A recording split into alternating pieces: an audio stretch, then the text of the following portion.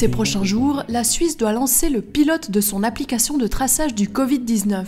L'objectif, retracer le parcours d'une personne infectée par le coronavirus afin d'alerter tous les individus qu'elle a pu croiser de manière rapprochée les jours précédents. Cette technologie est développée dans le cadre d'un consortium international qui comprend l'EPFL et l'EPFZ.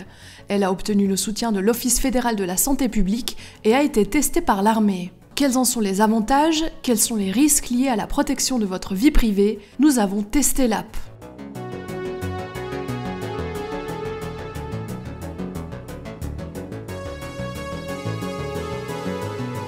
Nous voici au domicile d'Alfredo Sanchez, chef de projet au sein de l'EPFL pour l'application de détection de proximité, une application qui doit être lancée pour le grand public en juin en Suisse.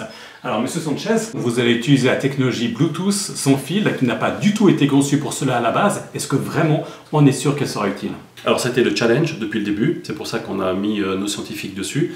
Et là on utilise un mode de fonctionnement du Bluetooth qu'on appelle Bluetooth Low Energy, donc en faible énergie, qui nous garantit que le signal n'est diffusé qu'à 2 ou 3 mètres autour de nous, ce qui nous garantit que si une personne détecte notre téléphone, c'est qu'elle est justement dans cette distance de proximité. On va voir maintenant concrètement comment fonctionnera l'application durant la phase pilote et ce sera exactement la même application qui sera disponible pour l'ensemble de la population dès le mois de juin. Une fois que vous avez téléchargé l'application, votre téléphone repère tous les appareils qui se trouvent dans un rayon de 2 mètres ou moins autour de vous durant au moins 10 minutes. Cela grâce à la technologie Bluetooth. Il leur assigne alors un identifiant anonyme et temporaire, un code modifié toutes les 15 minutes.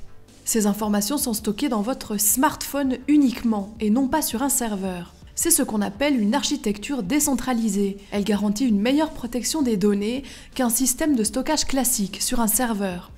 Alors je vais vous faire la démonstration de ce qui se passera dans les cas réels. On va avoir 2 téléphones, un qui représentera une personne qui sera testée positive au Covid et l'autre qui sera une personne en proximité.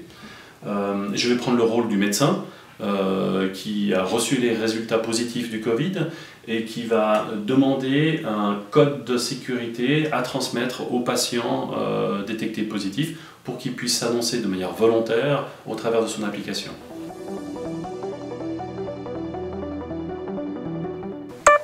Alors je reçois une notification de la part de l'application qui m'indique que j'ai été possiblement infecté à telle date et maintenant j'ai directement un lien pour contacter la hotline de l'OFSP. Et je serai en contact avec une personne de l'OFSP qui va me poser pas mal de questions par rapport à mon comportement ces derniers jours, ces dernières semaines et qui va ensuite, le cas échéant, m'orienter vers un médecin et aussi me donner des conseils par rapport à des mesures de protection pour moi et pour mon entourage. À aucun moment de la procédure, les noms ou la localisation des personnes ne sont connus ou partagés ni par les autorités ni par les personnes ayant reçu l'alerte. Alors la technologie qu'on déploie au travers du Bluetooth empêche totalement de localiser une personne. En plus de ça, contrairement à ce qu'on peut comprendre à travers le mot contact tracing, on n'utilise pas du tout, on n'accède pas du tout au contact du téléphone, on parle plutôt de proximité. On détecte une proximité à quelqu'un et en fait on ne sait même pas qui est ce quelqu'un, c'est une proximité à une personne anonyme. On a vu comment l'application va fonctionner du point de vue technique. On entre maintenant dans une nouvelle phase, cette phase pilote, où elle sera testée à grande échelle en Suisse avant un lancement pour le grand public en juin. Et c'est là que les choses vont être peut-être beaucoup plus compliquées, puisqu'on va faire accepter cette application-là pour voir ensuite son efficacité réelle ces prochaines semaines, ces prochains mois pour lutter contre la pandémie.